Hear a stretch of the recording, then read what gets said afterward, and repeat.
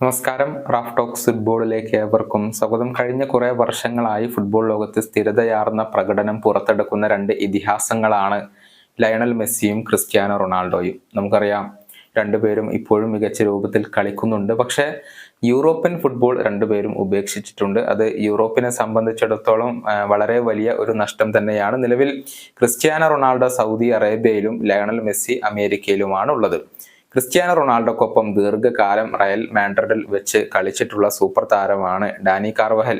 മെസ്സിക്കെതിരെ ഒരുപാട് കാലം ഇദ്ദേഹം ലാലിഗയിൽ വെച്ച് കളിച്ചിട്ടുണ്ട്. ഇവരിൽ ആരാണ് ഏറ്റവും മികച്ച താരം എന്ന് കാർവഹലിനോട് ചോദിക്കപ്പെട്ടിരുന്നു.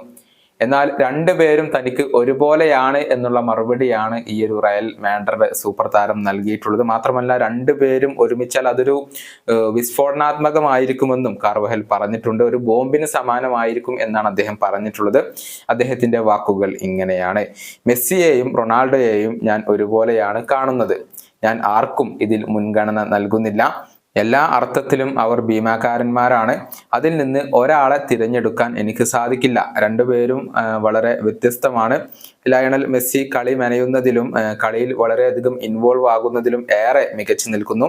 ക്രിസ്ത്യാനോ റൊണാൾഡോ ഗോളുകൾ നേടുന്നതിലും അറ്റാക്കിംഗ് ഏരിയയിലും വളരെയധികം മികച്ചു നിൽക്കുന്നു. ഈ രണ്ട് താരങ്ങളും ഒരുമിച്ച് കളിച്ചാൽ അതൊരു ബോംബിന് സമാനമായിരിക്കും. തീർച്ചയായും കാണാൻ വളരെയധികം താല്പര്യം ജനിപ്പിക്കുന്ന ഒന്നായിരിക്കും അത്. ഇതാണ് ഡാനി കാർവഹൽ ഇപ്പോൾ പറഞ്ഞിട്ടുള്ളത്.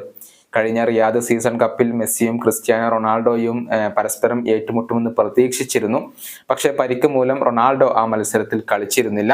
മാത്രമല്ല, ലയണൽ മെസ്സി അവസാനം കുറച്ച് സമയം മാത്രമായിരുന്നു കളിച്ചിരുന്നത്. എതിരില്ലാത്ത 6 ഗോളുകൾക്കാണ് ആ മത്സരത്തിൽ അൽ നസറിനോട് ഇന്റർ മയാമി പരാജയപ്പെട്ടത്. ഈ വീഡിയോയുടെ അവസാനിപ്പിക്കുന്നു. വീണ്ടും കാണാം.